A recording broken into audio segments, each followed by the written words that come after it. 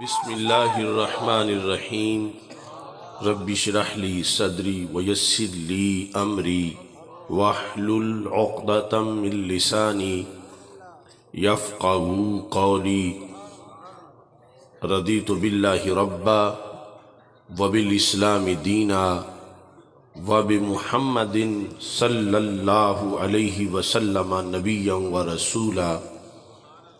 اللہ اکبر اللہ اکبر اللہ اکبر۔ لبیک لبیک لبیک یا رسول اللہ صلی اللہ علیہ وسلم۔ الحمدللہ رب العالمین والصلاة والسلام علی خاتم النبیین سید الرسل وخاتم المعصومین وعلى آلہ واصحابہ اجمعین، اما بعد فاعوذ باللہ من الشیطان الرجیم۔ بسم اللہ الرحمن الرحیم۔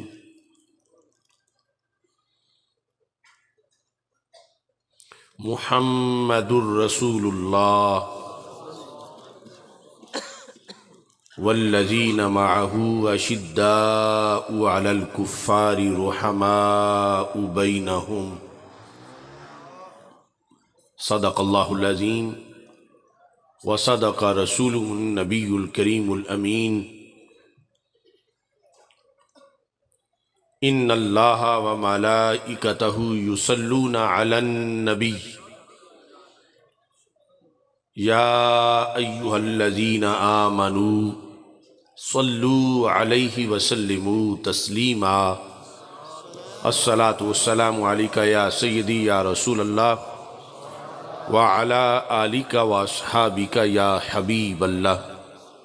الصلاة والسلام علیکہ یا سیدی یا خاتم النبیین وعلی آلک واصحابک یا سیدی یا خاتم المعصومین۔ مولاي صل وسلم دائما ابدا على حبيبك خير الخلق كلهم، منزه عن شريك في محاسنه فجوهر الحسن فيه غير منقاسم، محمد تاج رسل الله قاطبة، محمد صادق الأقوال والكلم، محمد ذکرہ روح لانفسنا، محمد شکرہ فرد علی الامم۔ رب صلی وسلم دائما ابدا علی حبیبک خیر الخلق کلہم۔ خدایا بحق بنی فاطمہ کہ برقول ایما کنی خاتمہ، اگر دعوتم رد کنی ور قبول، منو دستو دامان آل رسول صلی اللہ علیہ وسلم۔ اللہ تبارک و تعالی جل جلالہ وعم نوالہ واتم برہانہ وعظم شانہ وجل ذکرہ وعز اسمہ کی حمد و ثنا، اور حضور سرور کائنات مفخر موجودات زینت بزم کائنات دستگیر جہاں غم گسار زماں سید سروراں حامی بے کساں قائد المرسلین خاتم النبیین والمعصومین احمد مجتبیٰ جناب محمد مصطفیٰ صلی اللہ علیہ وآلہ واصحابہ وبارک وسلم کے دربار گوہر بار میں ہدیہ درود و سلام عرض کرنے کے بعد السلام علیکم ورحمۃ اللہ وبرکاتہ۔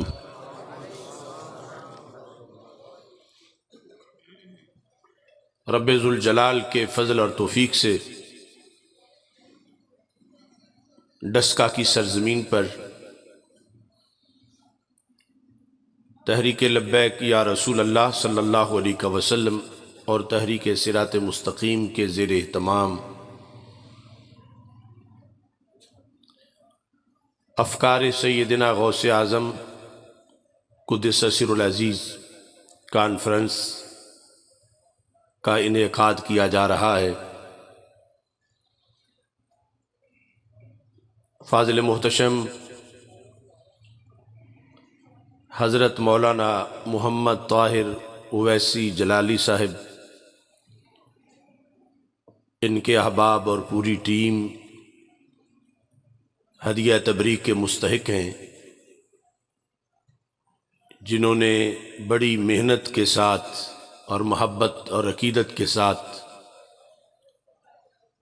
اس نہایت علمی روحانی کانفرنس کا انعقاد کیا ہے۔ رب ذوالجلال منتظمین کے انتظام کو اور شرکاء کی شرکت کو اپنے دربار میں قبول فرمائے۔ ابھی آپ نے اہل سنت و جماعت کے عظیم ترجمان شاہین فکر رضا، پیر طریقت، رہبر شریعت حضرت علامہ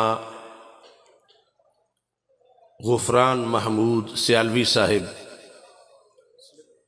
زیدہ شرفہ کا نہایت ہی علمی خطاب سماعت کیا ہے۔ رب ذوالجلال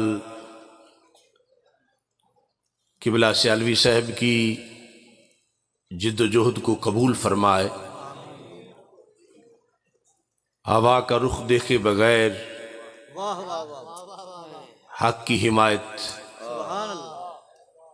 یہ ہر دور میں منتخب لوگوں کا حصہ رہا ہے۔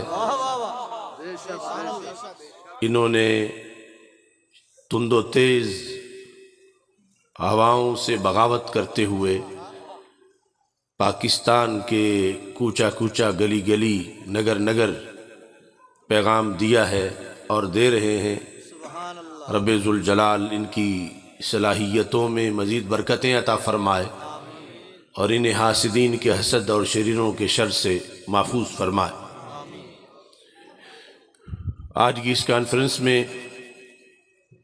حضرت پیر سید سجاد حسین شاہ صاحب زیدہ شرفہ برونق افروز ہیں، علامہ محمد ادریس جلالی صاحب،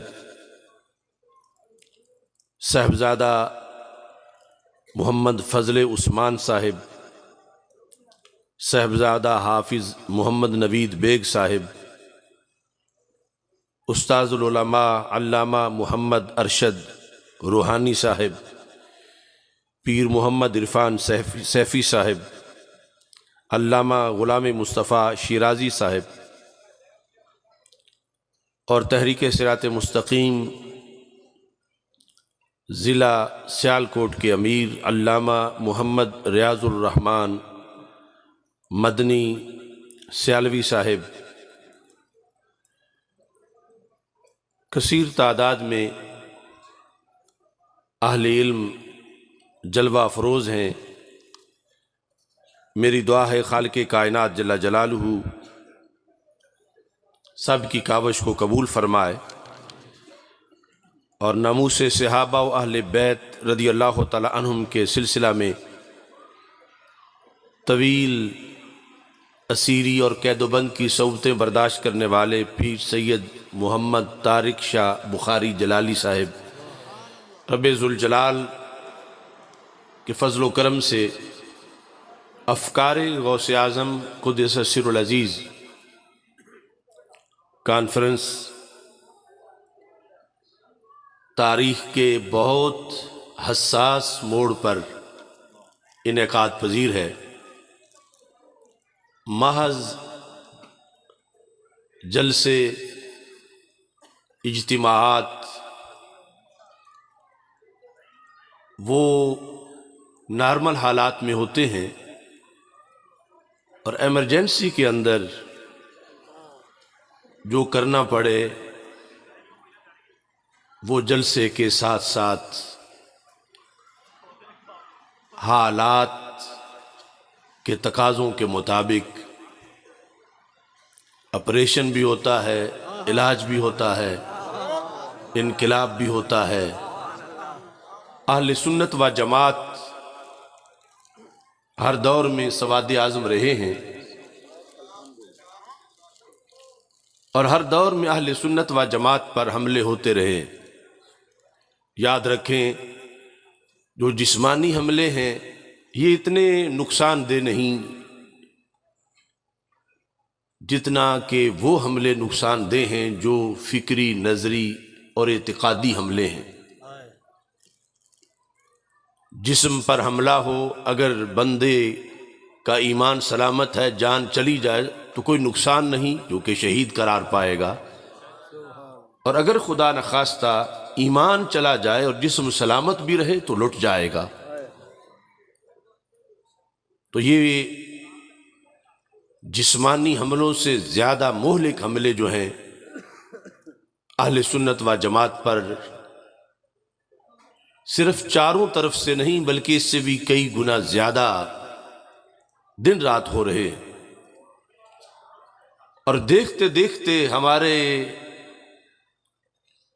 جسد اہل سنت کے کئی اعضاء کٹ گئے ہیں اور بڑے بڑے برج الٹ گئے ہیں، چونکہ مسلک شخصیات پہ نہیں نظریات پہ قائم ہے۔ اور میرے آقا صلی اللہ علیہ وسلم کا فرمان ہے، لن یزال امر هذه الامت مستقیما، کہ قیامت آ جائے گی، اس امت کا امر مستقیم ہی رہے گا، دلیل و برہان کی قوت ہمیشہ اس میں موجود رہے گی۔ اگرچہ کئی لوگ چڑھتے سورج کو سلام کرتے ہوئے سائیڈ پہ نکلیں گے، لیکن کبھی بھی اس کی حجت اور دلیل کو ڈیمیج نہیں کیا جا سکے گا۔ حالات حاضرہ میں افکار غوث اعظم رضی اللہ تعالیٰ عنہ کانفرنس کرنے کی جو ضرورت محسوس ہوئی، ایسے ہی آج سے تقریباً 3 صدیاں پہلے پنجاب کے حالات تھے، اور اس وقت بھی لاہور سے اہل حق نے ایک استفتاء تیار کیا تھا، اور ان کی نگاہ 11ویں والے پیر کے دربار پہ جو پڑی تھی، اور وہ استفتاء لاہور سے بغداد شریف بھیجا گیا تھا، ہو انہی بیماریوں کے علاج کے لیے۔ تو میں یہ سمجھتا ہوں کہ یہاں کے لوگوں کی بڑی روحانی وابستگی ہے دربار غوث اعظم رحمہ اللہ تعالیٰ کے ساتھ،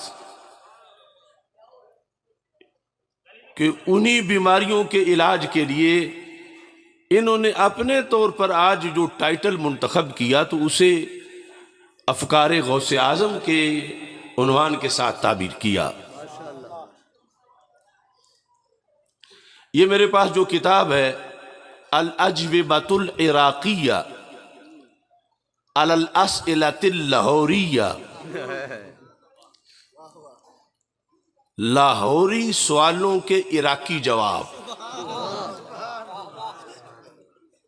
الاجوبۃ العراقیہ علی الاسئلۃ اللاہوریہ، لاہوری سوال اور عراقی جواب۔ تو اسی طرح آج پھر اسی دھرتی پر عراق کے ابر کرم کو برسنے کی دعوت دی گئی، اور حضرت غوث اعظم کا نام جلسے میں اس انداز میں ضیافت ذوق کے لیے منتخب کیا گیا۔ یہ جب سوالات بھیجے گئے تھے تو مرض کیا تھا؟ قبلہ سیالوی صاحب اس کے شروع میں لکھا ہے، یہ صفحہ نمبر 52 ہے اس کتاب کا، ما قول علماء الدین و ائمۃ المسلمین و مرشد الطریقہ و جامع الشریعہ والحقیقہ من ساکنی دار السلام و مجاوری حضرت عالم الاعلام الغوث الربانی والہیکل السمدانی الشیخ عبد القادر الکیلانی قدس سرہ،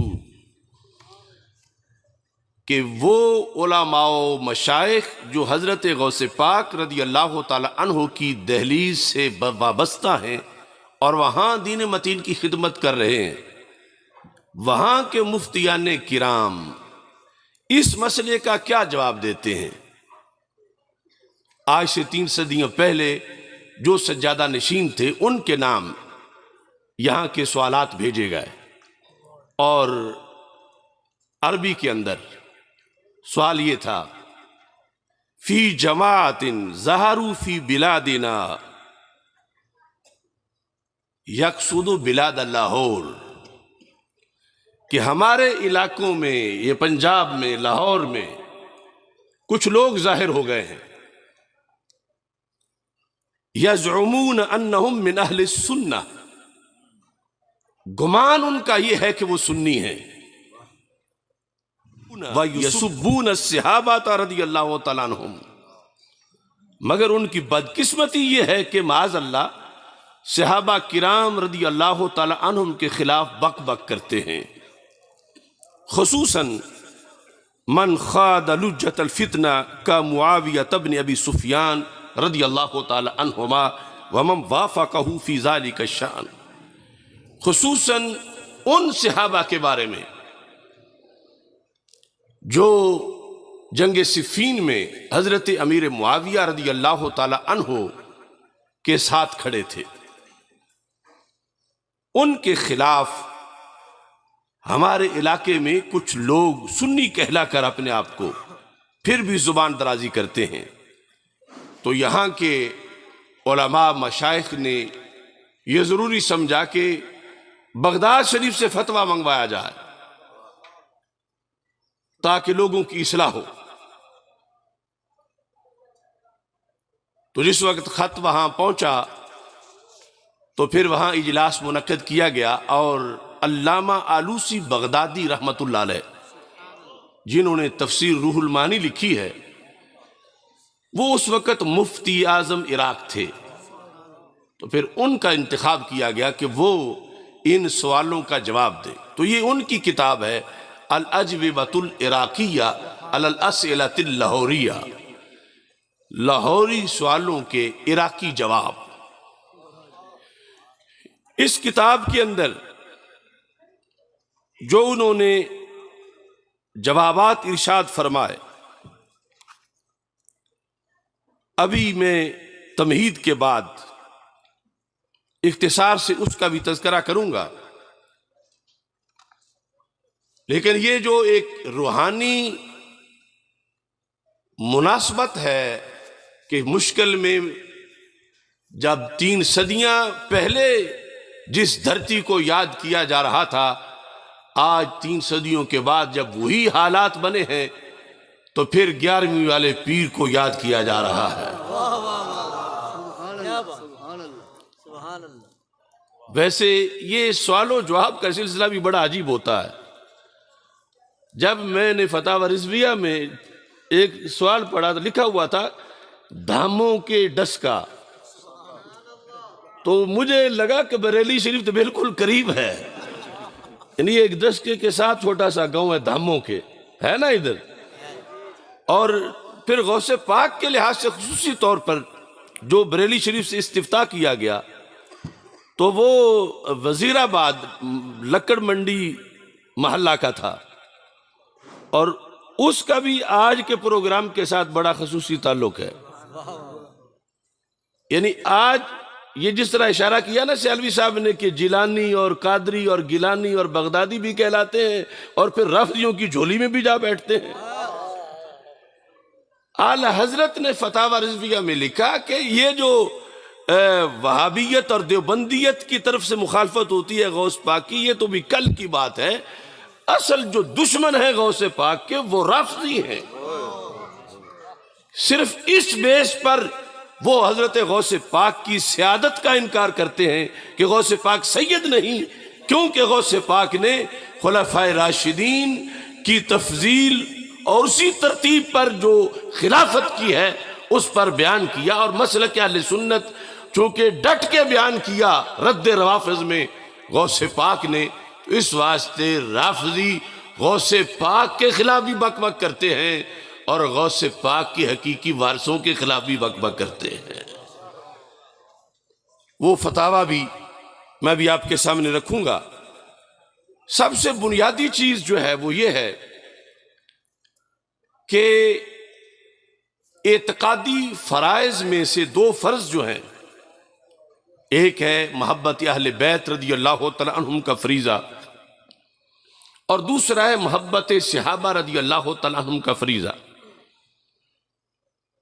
اس میں محبت اہل بیت رضی اللہ تعالی عنہم کے لحاظ سے کچھ تعارف ہے عوام میں، پورا وہ بھی نہیں، شرائط اس کی بھی نہیں بیان کی جاتی، لیکن محبت صحابہ رضی اللہ تعالی عنہم کا جو فریضہ ہے یہ بہت نادر و نایاب قلیل بیان کیا جاتا ہے کہ شرف صحابیت ہوتا کیا ہے،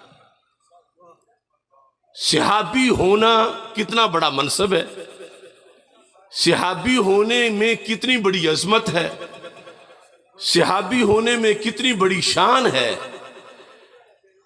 یہ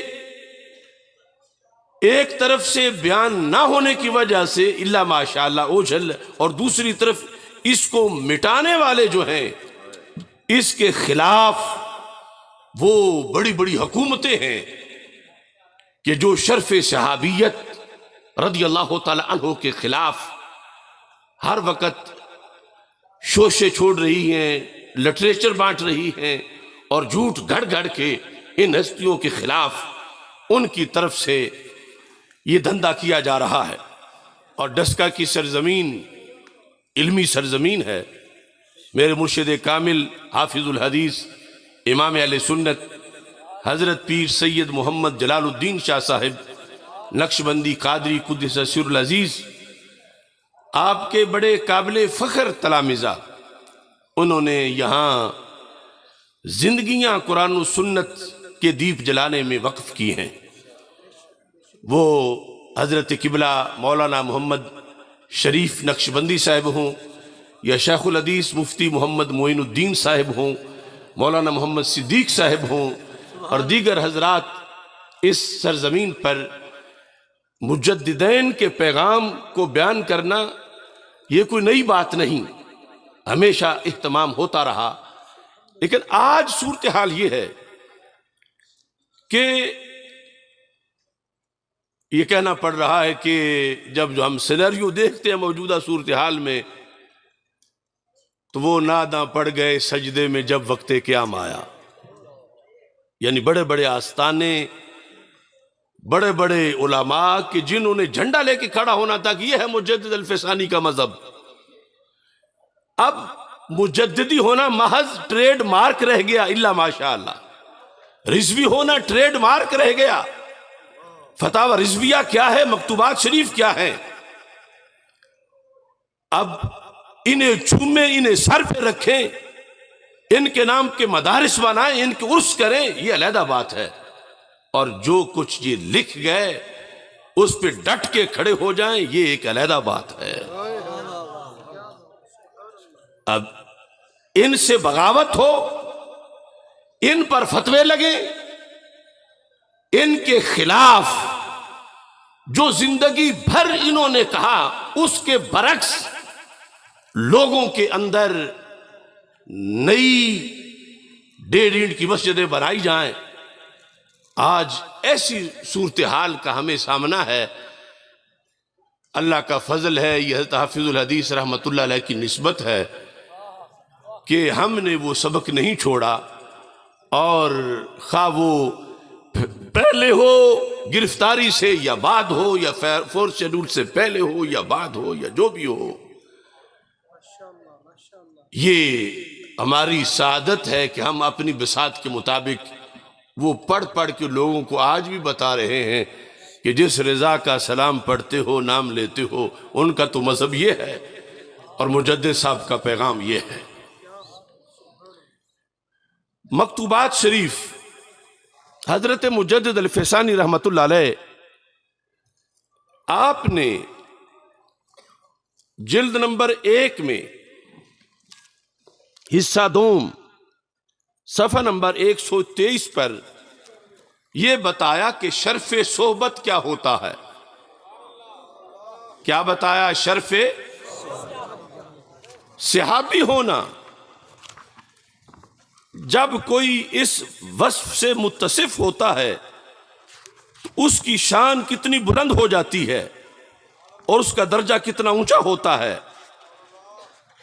حصہ دوم کے اندر مجدد الفیسانی رحمت اللہ علیہ نے اس حقیقت کو ذکر کیا۔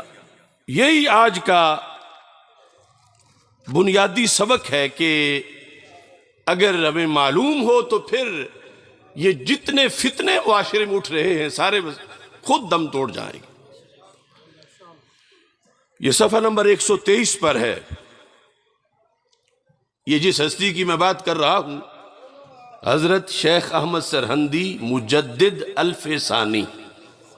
اگر ویسا پتہ نہ چلے تو یہ جس پاکستان میں ہم بیٹھے ہیں، اس پاکستان کا 2 قومی نظریہ، 2 نیشن تھیوری، جس ہستی نے سب سے پہلے پیش کی اسے مجدد الفیسانی کہا جاتا ہے۔ ہاں، وہی جن کے بارے میں اقبال نے کہا تھا، حاضر ہوا میں شیخ مجدد کی لحد پر، وہ خاک جو زیر فلک ہے مطلع انوار، اس خاک کے ذروں سے ہے شرمندہ ستارے، جس خاک میں پوشیدہ ہے وہ صاحب اسرار۔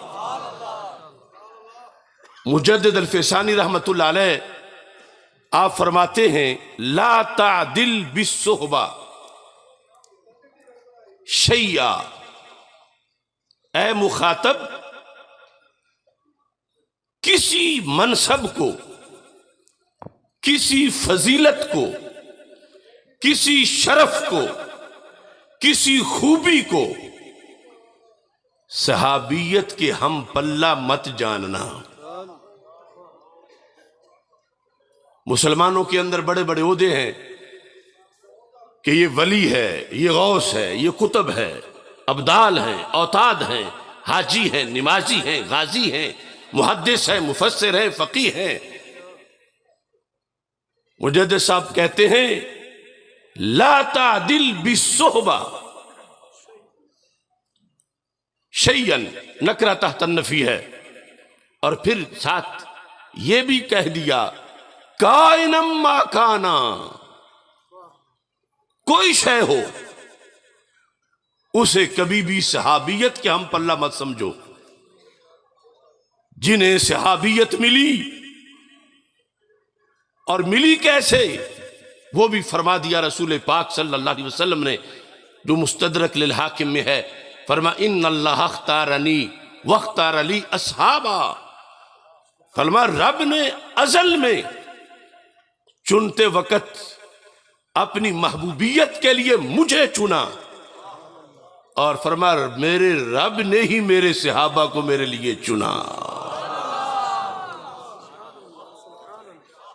یعنی کوئی ایک صحابی بھی نہیں ہے کہ جو رب کا پسندیدہ نہ ہو اور صحابی بن جائے۔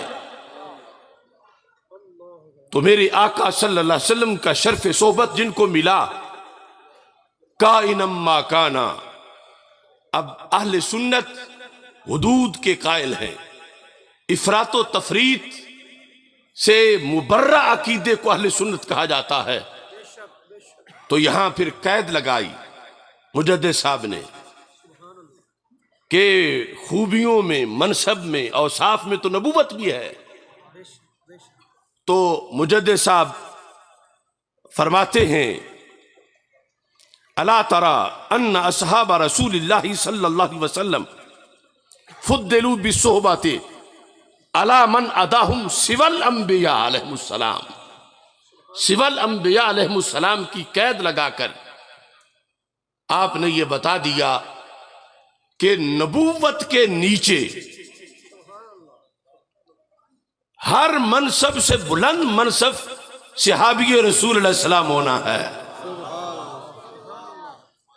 یہ شرف صحابیت نہ نبوت کے ہم پلہ ہے نہ نبوت کے اوپر ہے. نبوت سے نیچے شرف صحابیت ہے. اس امت میں یا پہلی امتوں میں کوئی اور ایسا شرف نہیں ہے کہ جو شرف صحابیت کی برابری کرنے والا ہو. لہذا وہ مقدس نفوس جنہیں اللہ نے رسول اکرم نور مجسم شفیع معظم صلی اللہ علیہ وسلم کی صحابیت کے لیے چنا ہے، ان کو وہ وصف ملا ہے کہ ان کی ایک لمحے کی جو کمائی ہے اوروں کی صدیوں کی کمائی بھی اس کا مقابلہ نہیں کر سکتی. اور اس میں اصل تعظیم ہے ذات رسول اللہ السلام کی کہ کن کے پاس بیٹھنے سے انہیں یہ شرف ملا. ایمان انہیں بھی ملا، ایمان ہمیں بھی ملا، مگر فرق کتنا ہے. صحابہ کرام رضی اللہ تعالی عنہم حالت ایمان میں جتنے تیز ہو گئے اور جس قدر ان کو رب ذوالجلال نے اپنے دربار میں عظمت دی، بلا تشبیہ و تمثیل یوں سمجھو کام تو وزیر اعظم بھی کرتا ہے کسی کا، اور کام اسی بادشاہ کے مزدور اور اس کے مویشیوں کو چارہ ڈالنے والے بھی کرتے ہیں.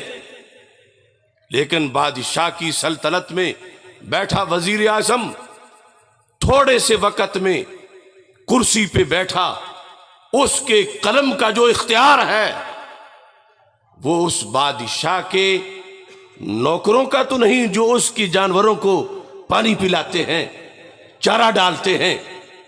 اگرچہ کتنا زیادہ ٹائم دیتے ہیں تو دربار محمد عربی صلی اللہ علیہ وسلم میں شرف صحبت پانے والے وہ ایک لمحہ سو جائیں، بعد والے زندگی بھر کی نیکیاں لے کے آ جائیں.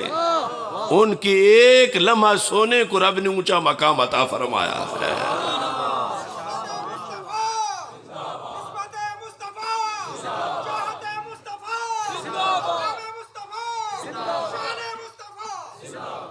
دیکھو لمنام احدہم ساعتاً خیر من عمل احدکم عمرہ، سنن ابن ماجہ میں ہے. جب صحابی جہاد کر رہے ہوں، جب مسلح پہ کھڑے ہوں، جب حالت روزہ میں ہوں، جب تبلیغ دین کر رہے ہوں، جب دیدار مصطفیٰ صلی اللہ علیہ وسلم کر رہے ہوں، وہ گھڑیاں تو وہ گھڑیاں ہیں، وہ تو سو بھی جائیں. ارے ساری نیند کا کیا کہنا، لمنام احدہم ساعتاً، ایک گھڑی پوری نیند میں سے ان کی ایک گھڑی لے لو، اسے ایک پلڑے میں رکھو. اور دوسری طرف فرمایا خیر من عمل احدکم عمرہ، تم میں جو غوث ہو، جو گنج بخش ہو، جو گنج شکر ہو، جو ویسے کرنی ہو رضی اللہ تعالیٰ عنہم، وہ اپنی پوری زندگی کی نیکیاں اٹھا کے لے آئیں. جنہیں شرف صحبت ملا ہے ان کے لمحے کی نیند کی قدر اللہ کے دربار میں زیادہ ہے.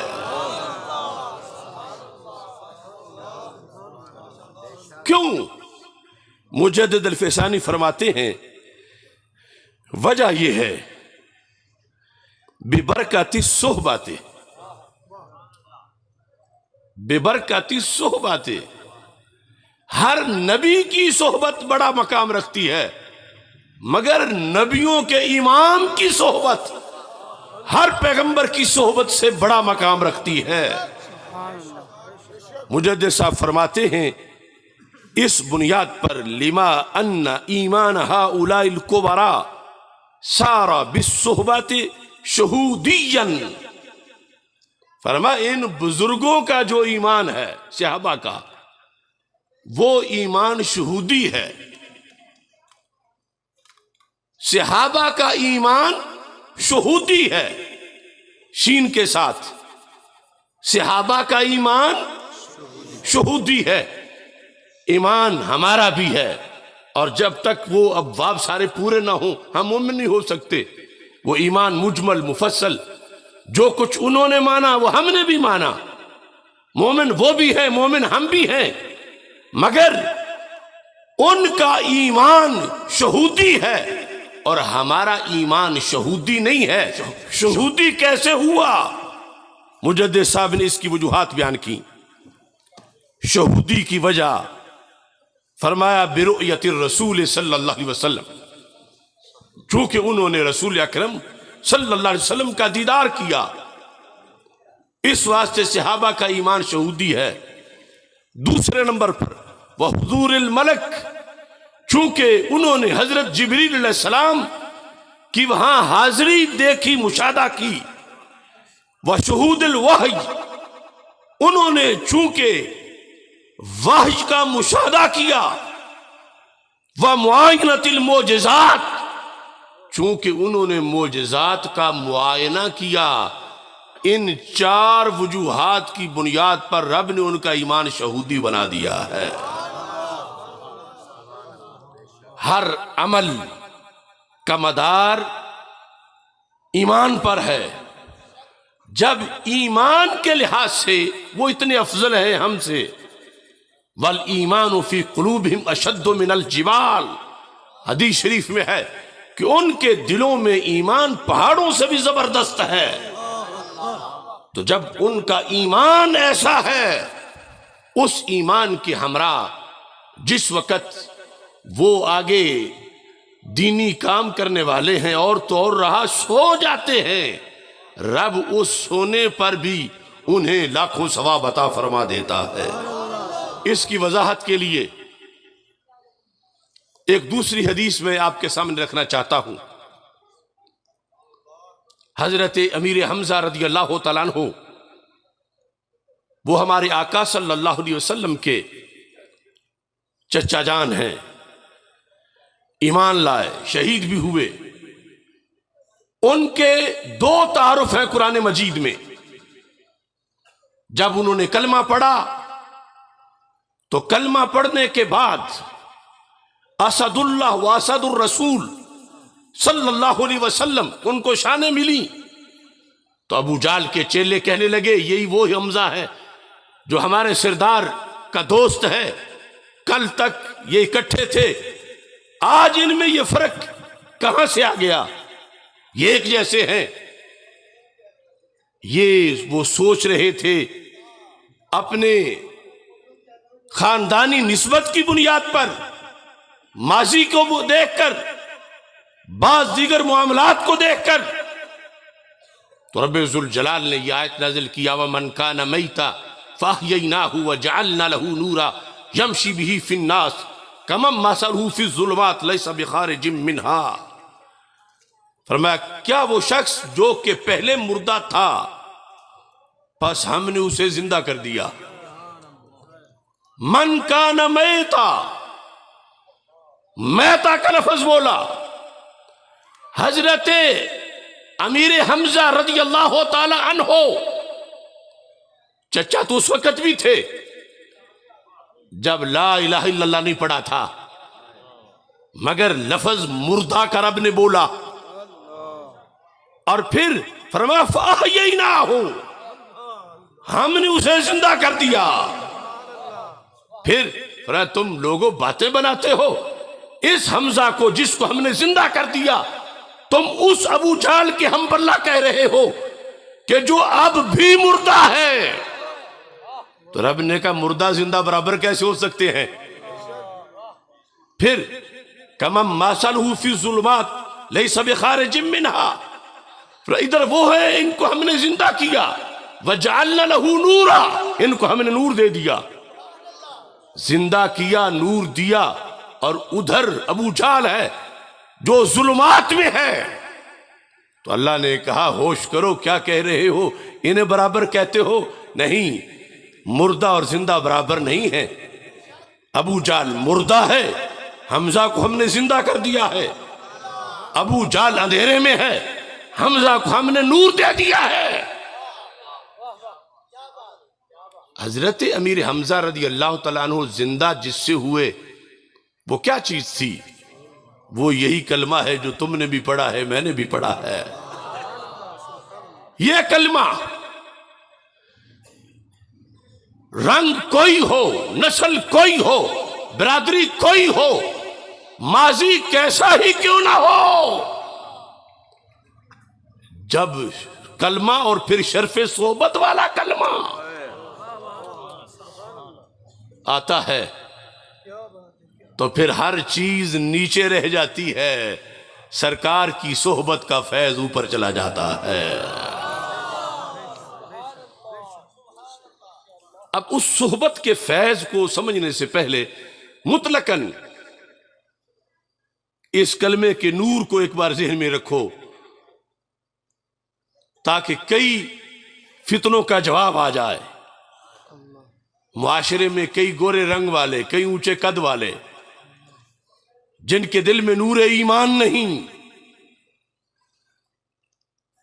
وہ خواہ یہودی ہو، نصرانی ہو، ہندو ہو، سکھ ہو، قادیانی ہو، جو بلا ہو، اور دوسری طرف ایک مسلمان ہے، ان میں پتہ کتنا فرق ہے؟ ابھی غوث کتب ہونا یا شرف صحبت ہونا وہ تو دور کی بات ہے، صرف کلمے سے کتنا فرق آتا ہے۔ صحیح مسلم کی حدیث ہے، میرے آقا صلی اللہ علیہ وسلم ام مبشر انصاریہ کے باغ میں تشریف لے گئے، فرمایا من غارس ھذا، یہ باغ کس نے لگایا؟ مسلم ہم کافر؟ مسلمان نے لگایا یا کافر نے؟ وقت تھوڑا ہے، ویسے یہاں کوئی مریض دل والا تو کہے گا کہ نبی جانتے تھے تو پوچھا کیوں تھا؟ تو غلام حافظ الحدیث کہے گا اس پوچھنے میں بھی ایک عقیدہ ہے، اس پوچھنے میں بھی ایک مسئلہ حل ہو رہا ہے۔ کل انہوں نے پوچھا تھا تو آج ہم کہہ رہے ہیں کیا کہ بد عقیدہ کے پیچھے نماز جائز نہیں، بد عقیدہ کے پیچھے جو ہے وہ جمعہ جائز نہیں، یہ بد عقیدہ ہے، وہ بد عقیدہ ہے۔ لوگ کہتے ہیں یہ باتیں کرنے کی کیا ضرورت ہے؟ میں کہتا ہوں ہم نے جن کا کلمہ پڑھا ہے وہ کھیت کی بات کرتے ہوئے عقیدہ پوچھتے ہیں، ہم نماز کی بات کے لیے کیوں نہیں پوچھیں گے؟ یعنی وہاں کوئی حج کی حاضری تو نہیں لگ رہی تھی، وہاں کوئی زکوٰۃ کی رجسٹر تو نہیں لگ رہا تھا، بات تھی کاشتکاری کی، اور کاشتکاری اگر عقیدے سے ہو تو وہ کاشتکاری نہیں، جنت کی تیاری بن جاتی ہے۔ سوچنے کی بات ہے نا، آج ہمارے پیچھے ڈنڈا لے کے لگے ہوئے ہیں کہ یہ دیکھو بڑے شدت پسند ہے، انہیں ہر بات میں ہے عقیدہ کیا ہے، فلاں کا عقیدہ دیکھو، پہلے عقیدہ دیکھو۔ تو ہم نے جن کا کلمہ پڑھا انہوں نے تو کھیت کا مسئلہ بتانے سے پہلے بھی عقیدہ پوچھا، حالانکہ وہ تو سب کچھ جانتے ہیں، لیکن پوچھا اس لیے ہے کہ انہوں نے پوچھا ہے تو تیرے میرے لیے سنت بنی ہے۔ کھیت کے بارے میں من غرس ھذا ام مسلم ام کافر، یہ کاشت کرتے وقت جس نے کاشت کیا اس وقت وہ مسلمان تھا یا کافر تھا؟ تو ام مبشر انصاریہ نے کہا وہ مسلمان تھا۔ اب دیکھنا صرف ایمان سے کتنا ڈیفرنس آتا ہے، زمین و آسمان سے زیادہ۔ ما من مسلم یزرع زرعا ویغرس غرسا فیأکل منہ انسان او داب او شیء الا کانت لہ صدقہ۔ ہمارے آقا صلی اللہ علیہ وسلم نے فرمایا اے ام مبشر انصاریہ، اگر یہ مسلمان نے کاشت کیا تو پھر صرف اس کی بات نہیں کر رہا، میں قیامت تک کے ہر کھیت کی بات کر رہا ہوں، میں صرف مدینہ منورہ کی بات نہیں کر رہا، دنیا کے کسی خطے کے اندر۔ فرمایا جب کسی مسلمان نے زمین میں ہل چلایا اور ایمان دل میں تھا، گوڈی کی اور وہ مومن تھا، بیج کاشت کیا تو حالت ایمان میں تھا، پانی لگا رہا تھا تو وہ مومن تھا، زمین غصب کی نہیں تھی، پانی چوری کا نہیں تھا، وہ اس میں 5 وقت کی نماز قضا نہیں کر رہا تھا، باقی سب دنیا داری کر رہا تھا۔ فرمایا جب اس نے کاشت کیا ایسی فصل کو اور باغ کو، اور وہ فصل پک گئی، اس کے دانے جتنی چیونٹیاں لے گئیں، جتنی چڑیاں لے گئیں، جتنے کوے لے گئے، جتنے جانور، اللہ اس کاشتکار کو ہر دانے کے بدلے صدقے کا ثواب عطا فرمائے گا۔ اب ایک ہے کہ فلاں بن فلاں چودھری ہے، فلاں بن فلاں نواب کا باغ ہے، دوسری طرف ہے بندہ مومن کا باغ ہے۔ اگرچہ جب وہ گوڈی کر رہا تھا تو نفل تو نہیں پڑھ رہا تھا، لیکن ایمان دل میں ہے۔ اس کی بنیاد پر کیا ہوا؟ 1000 چیونٹی دانہ لے گئی تو وہ ہو سکتا ہے تہجد والوں سے اس کا ثواب زیادہ ہو کسی جہت میں، دوسری طرف بھی کاشتکار ہے، اس طرف بھی کاشتکار ہے، وہ صرف کاشتکاری کرتا ہے تو دنیا داری کرتا ہے، یہ مومن کاشتکاری کرتا ہے ساتھ ہی جنت کی تیاری بھی کرتا ہے۔ اب یہ جس وقت اسی کے ساتھ شرف صحابیت آ جاتا ہے، جس طرح یہ سمجھو نا کہ عام ایک انسان اور مومن میں اتنا فرق بن گیا، گوڈی تو دونوں نے کی، ہل تو دونوں نے چلایا، محنت دونوں نے کی، مگر ایک کی صرف دنیا داری ہے، دوسرے کو اسی کاشتکاری سے جنت مل رہی ہے۔ اور ایسے ہی دکانداری بھی ہے، اس کی بھی جدا حدیثیں ہیں، جس میں مومن دکاندار دکانداری بھی کرتا ہے، اگر اصولوں کے مطابق چلے تو جنت کی تیاری بھی کرتا ہے۔ المؤمن الصدوق ما سفرت الکرام البررہ۔ اب جس وقت شرف صحابیت ساتھ ملتا ہے تو اس کی بنیاد پر مجدد صاحب فرماتے ہیں لا تعدل بصحبت شیئا کائنا ما کانا، نبوت کے سوا کوئی شرف ایسا نہیں کائنات میں جو شرف صحابیت کی ہم پلہ ہو، یعنی کسی شرف کی بنیاد پر انسان کے اعمال پر اتنا ثواب مرتب نہیں ہوتا جتنا شرف صحابیت کی بنیاد پہ ثواب مرتب ہوتا ہے، اور کسی شرف کی بنیاد پر انسان کو اللہ کا وہ قرب نہیں ملتا کہ جو قرب اسے شرف صحابیت کی بنیاد پہ عطا کر دیا جاتا ہے۔ اس بنیاد پہ حضرت مجدد الفسانی رحمت اللہ علیہ آپ نے در معرفت حصہ دوم صفحہ نمبر 47 پر ایک مثال بیان کی کہ جسے رسول پاک صلی اللہ علیہ وسلم نے قبول کر لیا، اگرچہ وہ بڑا ہی ناپسندیدہ تھا، لیکن اس وقت تک تھا جب سرکار نے قبول نہیں کیا تھا۔ مثال کس کی دی؟ حضرت وحشی کی۔ وحشی رضی اللہ تعالیٰ عنہ، قاتل سیدنا حمزہ رضی اللہ تعالیٰ عنہ، اس وحشی نے حضرت امیر حمزہ رضی اللہ تعالیٰ عنہ کو شہید کیا۔ یا تو میرے آقا صلی اللہ علیہ وسلم صحابی نہ بناتے، جب صحابی بنا لیا تو شرف صحبت سے کتنی بلندی ملی، یہ مثال سن کے 14 طبق روشن ہو جائیں گے ذہن کے اندر۔ مجدد صاحب فرماتے ہیں این بزرگوارا را در اول صحبت آن سرور علیہ وعلیہم الصلوات والتسلیمات عام میسر می شد کہ اولیاء امت را در نہایت النہایا شمع ازاں کمال دست می دہد.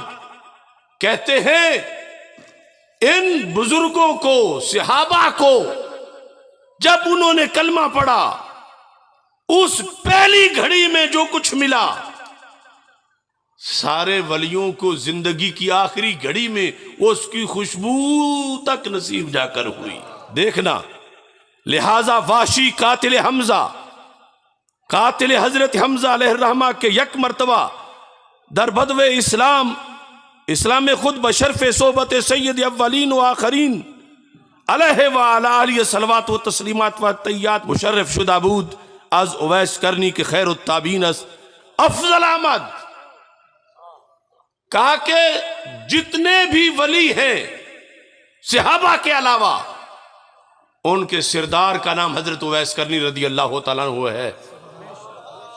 مگر حضرت اویس کرنی رضی اللہ تعالیٰ عنہ کو اپنی ولایت کے عروج میں جا کر زندگی کی آخری گھڑی میں وہ مرتبہ نہیں مل پایا جو حضرت واشی کو کلمہ پڑھنے کی پہلی گھڑی میں مل گیا تھا.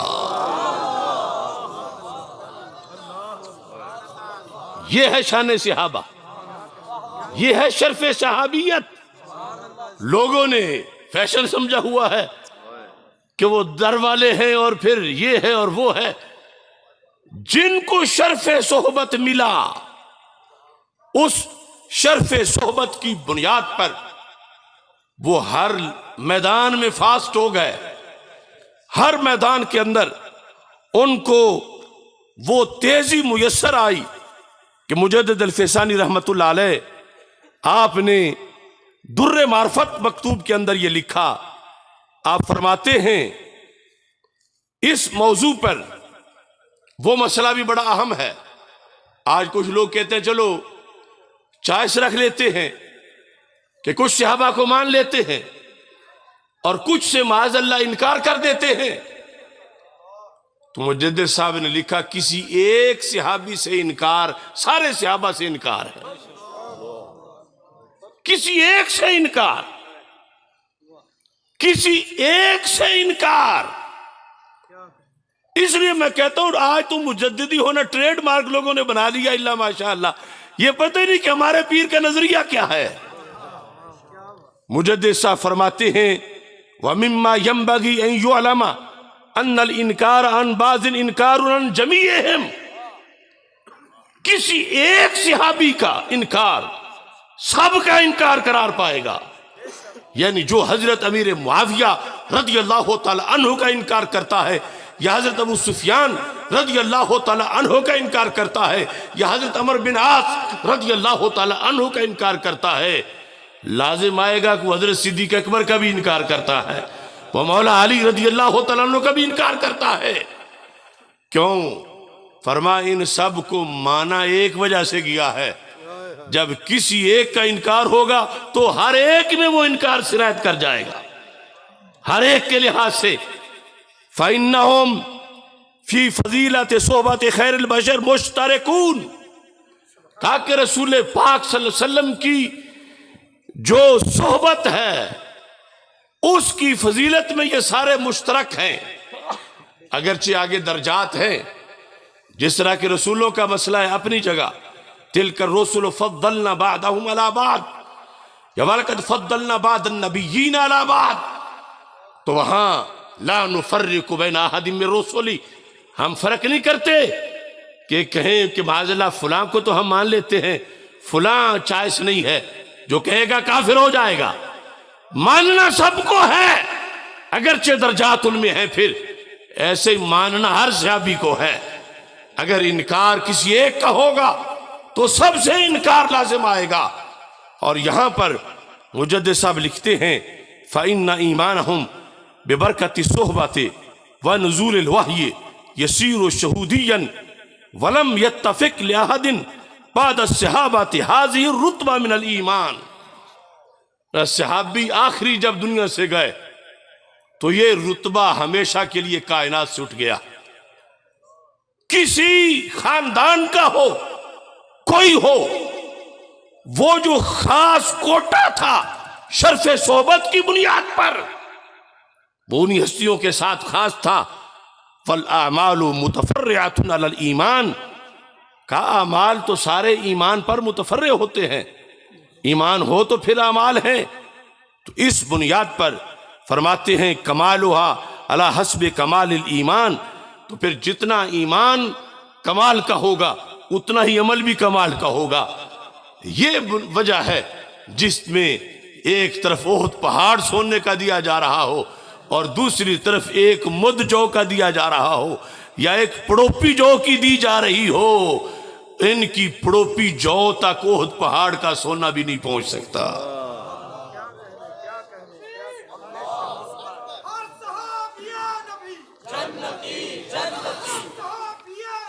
آج ہمارے عہد میں جو آ کے باسیں چھڑیں مجدد الفسانی رحمت اللہ علیہ نے اس شرف صحبت کی بحث میں لفظ خطا کا سارا معاملہ اس وقت کلیئر کیا.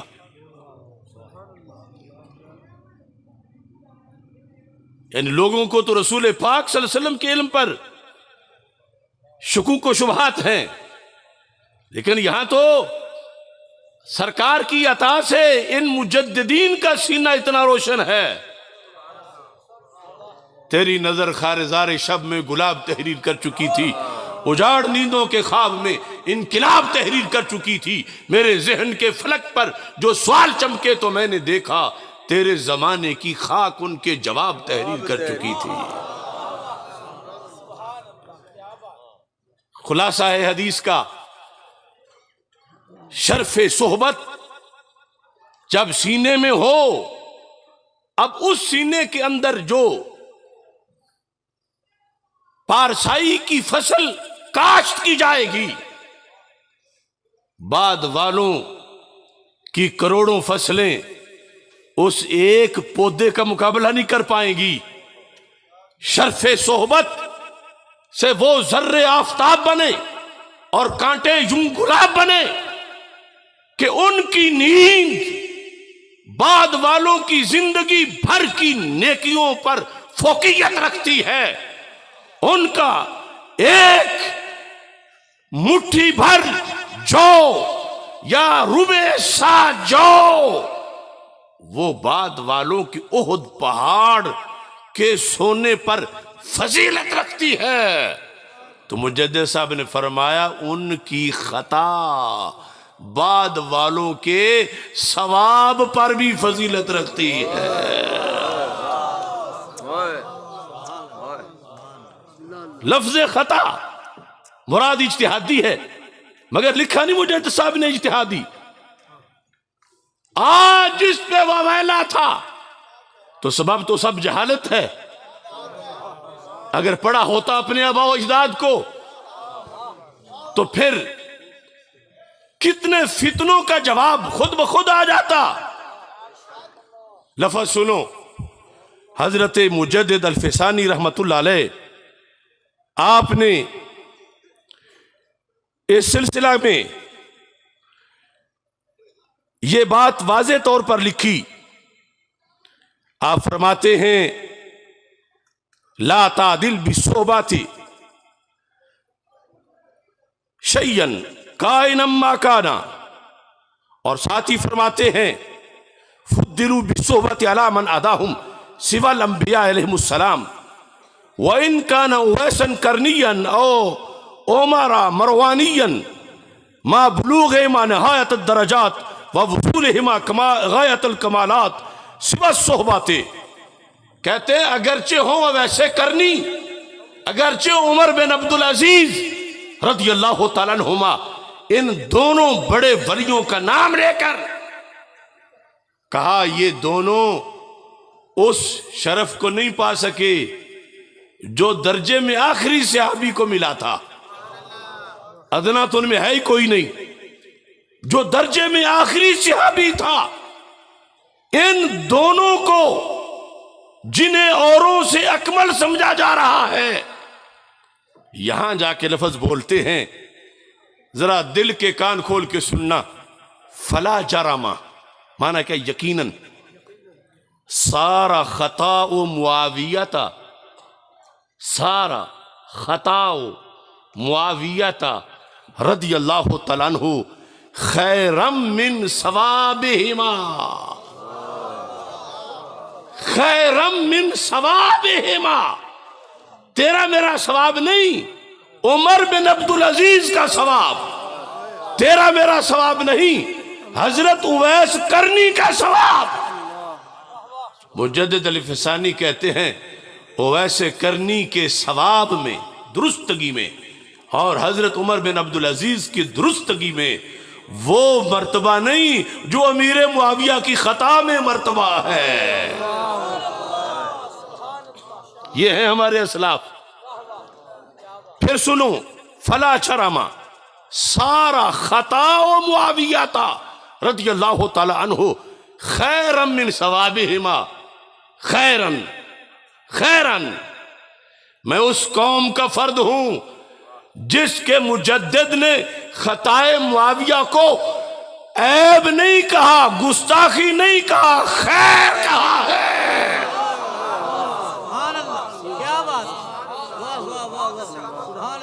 جرم ہے طاہر القادری کا، جرم ہے رفض کے چرنے میں چرنے والوں کا، کہ جو اہل سنت کا مسلک بتاتے ہوئے لفظ تو یہ استعمال کرتے ہیں کہ مولا علی رضی اللہ تعالیٰ عنہ حق پر تھے اور امیر معاویہ خطا پر تھے، لیکن اس خطا کا مطلب اگر بتایا ہوتا کہ یہ خطا ہے جو غیر صحابی کی پارسائی سے بلند مقام رکھتی ہے،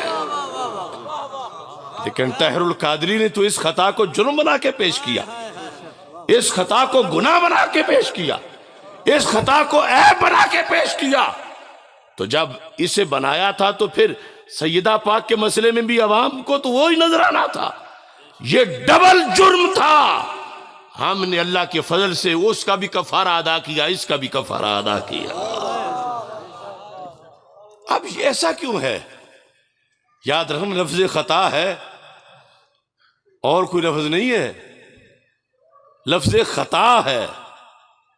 اور کچھ ہمارے حضرات اس میں پھنسے ہوئے تھے کہ انہوں نے ساتھ اجتہادی نہیں کہا، ساتھ اجتہادی نہیں کہا۔ میں نے جو کہا وہ تو میں بعد میں بتاتا ہوں، مگر یہ بتاؤ کہ آپ مجدد صاحب نے ساتھ اجتہادی کہا؟ سارا خطا معاویہ تھا، اجتہادی ذکر نہیں ہے، مراد اجتہادی ہے، مراد اجتہادی ہے جو کہ معہود ہے۔ اور میں نے تو اس تقریر میں اس سے پہلے بھی کہا، جملہ ختم ہونے کے بعد بھی کہا، اور زندگی میں زندہ ہوتے ہوئے پھر کئی بار کہا، اور پھر بھی انہیں توہین نظر آئی۔ مجدد صاحب کہتے ہیں جہاں شرف صحبت آ جائے وہاں خطا اجتہادی عیب نہیں ہوتی، وہ غیروں کے ثواب پر بھی بڑا مقام رکھتی ہے۔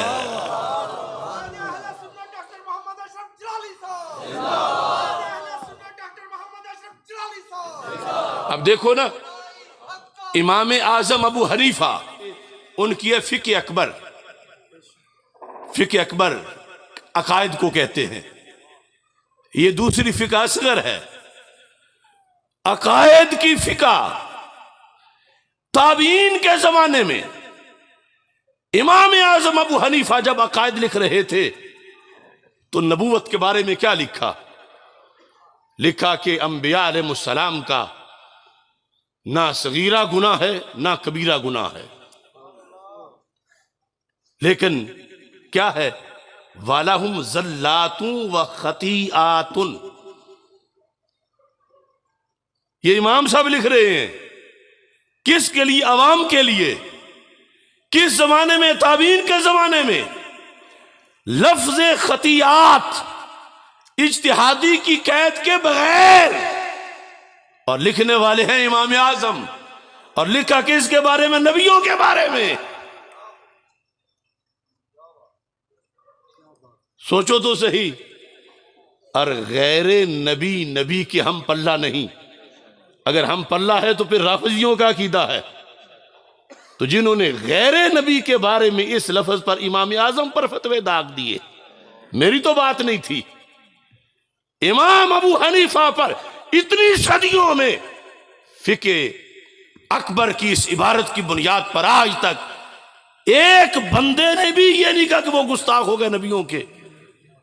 خطیات کا مطلب بتایا کہ وہ اجتہادی ہے.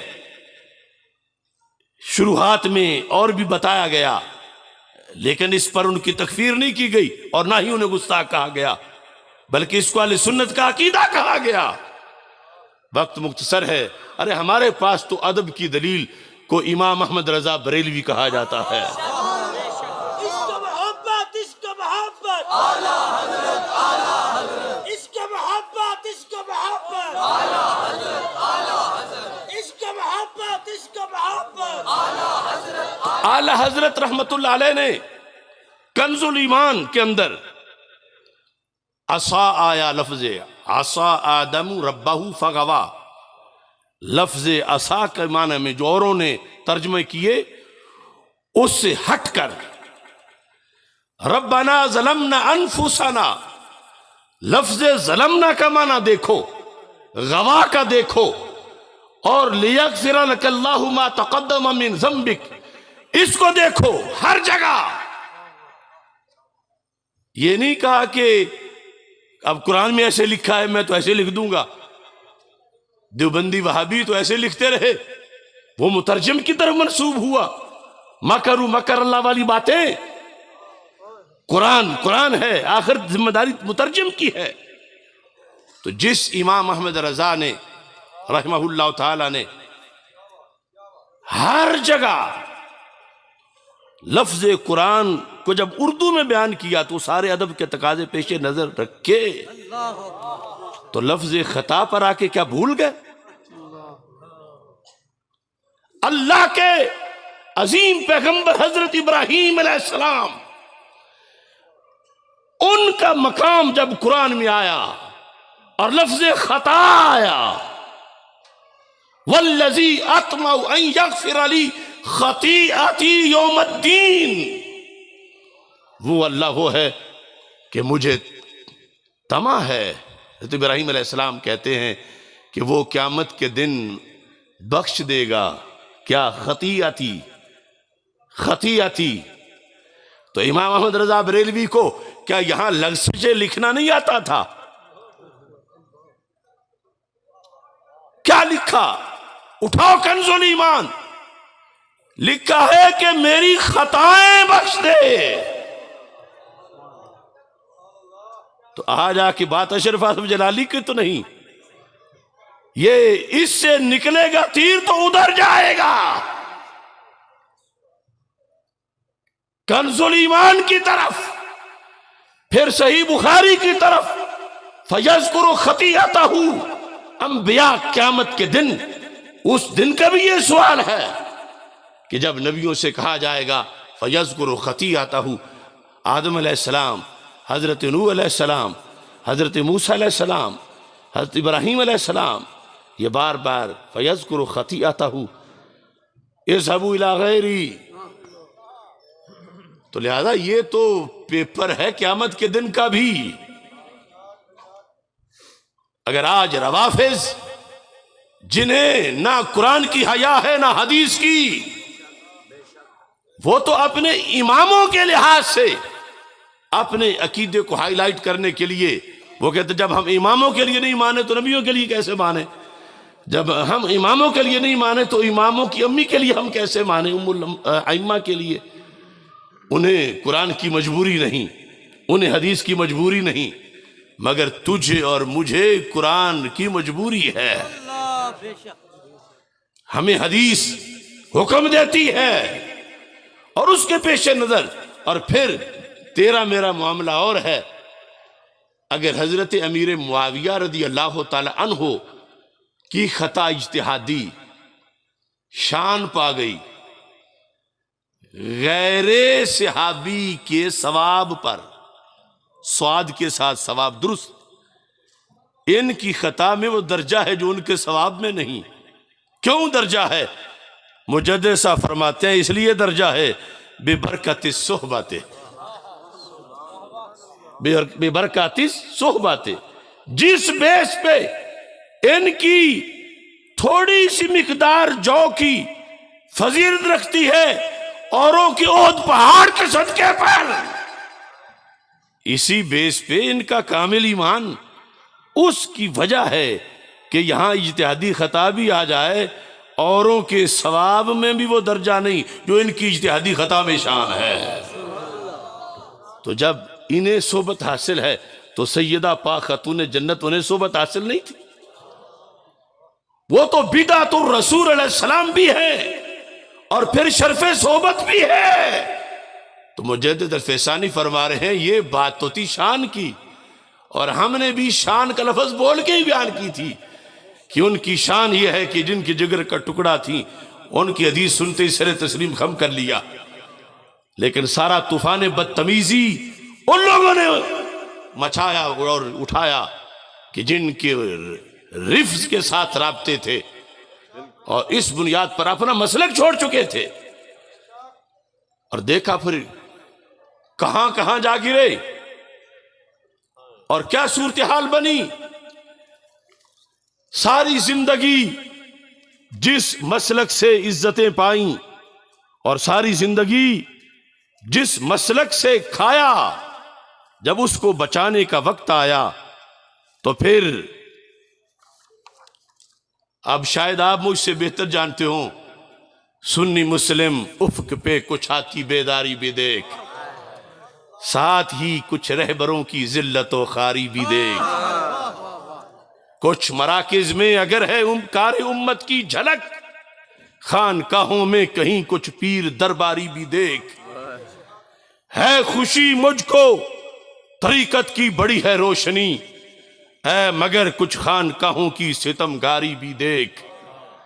آستانوں نے کیا ہے تجھ کو خاصا فیض یاب، آستانوں پہ کہیں اب فکری بیماری بھی دیکھ. کچھ کو دعویٰ ہے کہ وہ ہیں، کچھ کو دعویٰ ہے کہ وہ ہیں ذل پیران حرم، اے مگر فکر سلف سے ان کی بیزاری بھی دیکھ.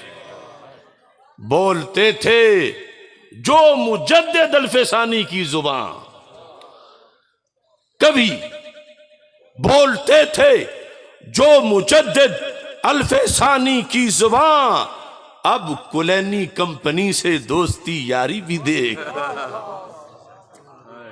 بولتے تھے جو مجدد الفیسانی کی زبان، اب کلینی کمپنی سے دوستی یاری بھی دیکھ.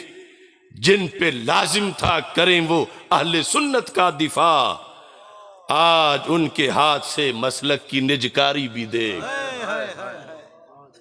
جن پہ لازم تھا کریں وہ اہل سنت کا دفاع، آج ان کے ہاتھ سے مسلک کی نجکاری بھی دیکھ. تھی کبھی جن سے عداوت از پہ رفض و خروج، کہ فلاں خارجی ہے میرا دشمن ہے، فلاں رافضی ہے میرا دشمن ہے. تھی کبھی جن سے عداوت از پہ رفض و خروج، اب انہی فتنہ گروں سے ان کی دلداری بھی دیکھ. نام لے لے کر رضا کا داد جو پاتے رہے، نام لے لے کر رضا کا داد جو پاتے رہے، آج فکر شاہ رضا سے ان کی عیاری بھی دیکھ.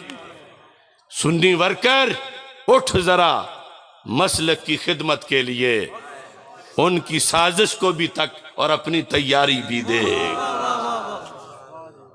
تو اتنا بڑا جھٹکا لگا ہے اہل سنت و جماعت کو. اور میں تو پھر یعنی دوسروں کو تو دور کا لگا ہو، میں نے تو جس بستی میں پرورش پائی، جو زمانے میں ہمیشہ حق کی پہچان رہی، آج جب وہاں ایسا سلسلہ ہوا، اور یہ بھی حضرت حافظ الحدیث کا فیض ہے کہ مجھ جو جیسا کمزور بھی اس ظلم پہ چپ نہ رہا بلکہ ان کے مقابلے میں ڈٹ کے کھڑا ہو گیا.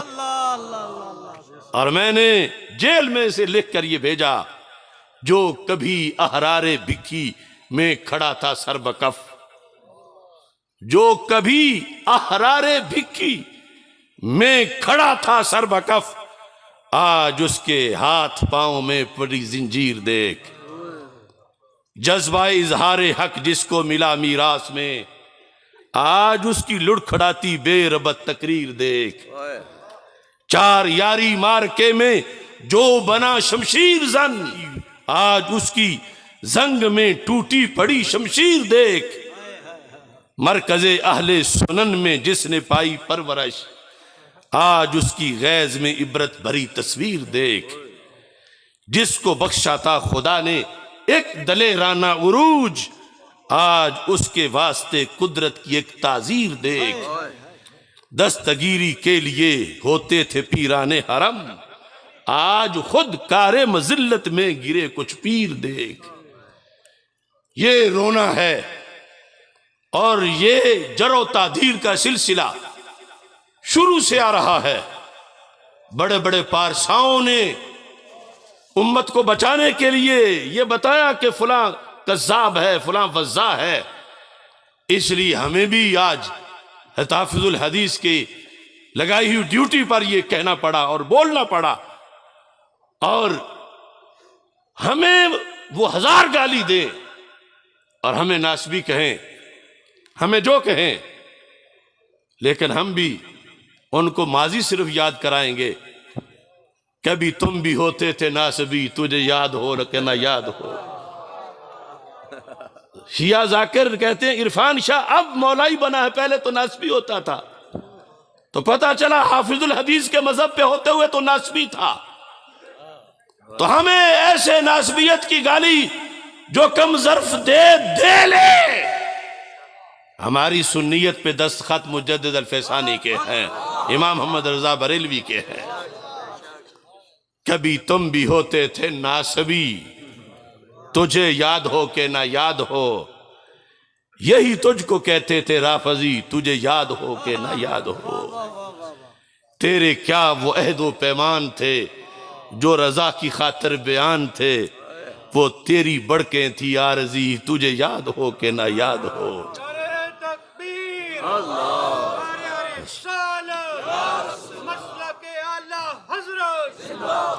جن پہ غصے میں تو رہا تھوکتا، اب ان کو ہی تو ہے آچومتا، تیری کیا ادائیں ہیں دو گلی، تجھے یاد ہو کہ نہ یاد ہو۔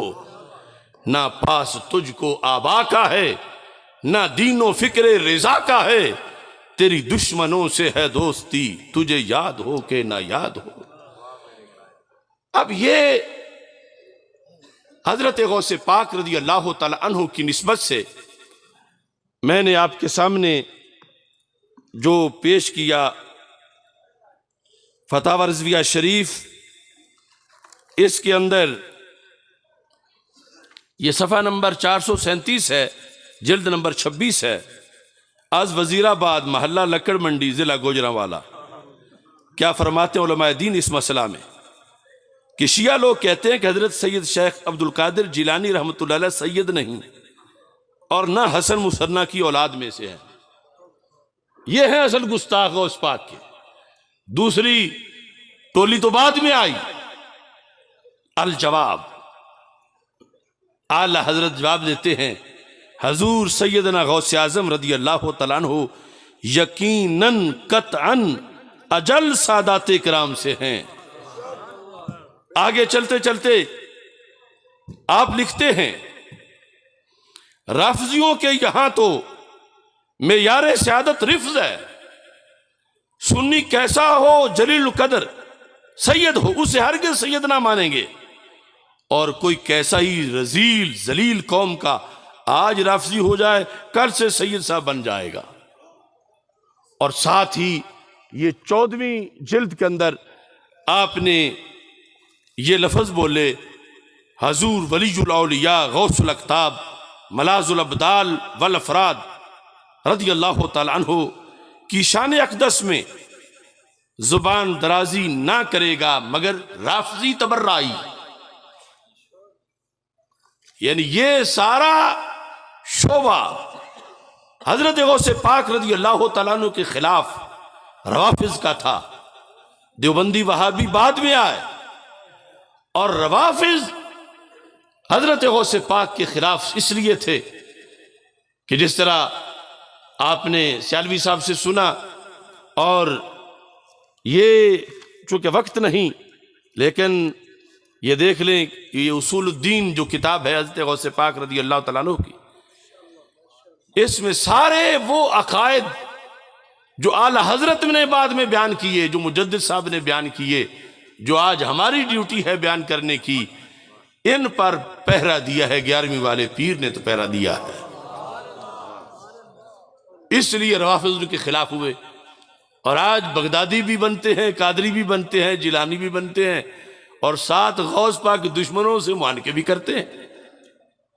اللہ تعالیٰ حفاظت فرمائے۔ یہ مختصر سا سبق تھا، تفصیل انشاءاللہ کسی اور موقع پہ ہوگی۔ جو علماء اور خطباء ہیں ان کو میں دعوت دے رہا ہوں انشاءاللہ 31 دسمبر کو۔ لوگ تو نیو ایئر نائٹ پتہ نہیں کس طرح مناتے ہیں۔ 31 دسمبر کو ایوان اقبال لاہور میں، یہ ہم پر پابندیاں تھی بڑی مدت کے بعد، وہاں ہم پروگرام کر رہے ہیں۔ خطباء کنونشن کا انعقاد کیا جا رہا ہے نماز عشاء کے بعد رات بھر، جس میں خصوصی طور پر ٹریننگ دی جائے گی خطباء کو کہ اصل میں عقیدہ اہل سنت ہے کیا۔ تو سارے خطباء اور دوستوں کو بھی دعوت دیں۔ اور پھر اصل یہ تیاری ہے 19 فروری کی۔ 19 فروری کو انشاءاللہ مینار پاکستان پر آل پاکستان سنی کانفرنس کا انعقاد کیا جائے گا، اور یہ سنی کانفرنس دن کے وقت، اتوار کا دن ہے، دن کے وقت سنی کانفرنس مینار پاکستان پہ منعقد ہو، اس کا ہم نے عزم کیا ہے۔ آپ بھی تیار ہیں؟ دن دہاڑے تاکہ کچھ لوگوں کو تارے بھی نظر آ جائیں، اور مینار پاکستان بھی اپنے وارثوں کو دیکھ لے۔ اللہ تعالی ہم سب کا حامی و ناصر ہو۔ وآخر دعوانا الحمدللہ۔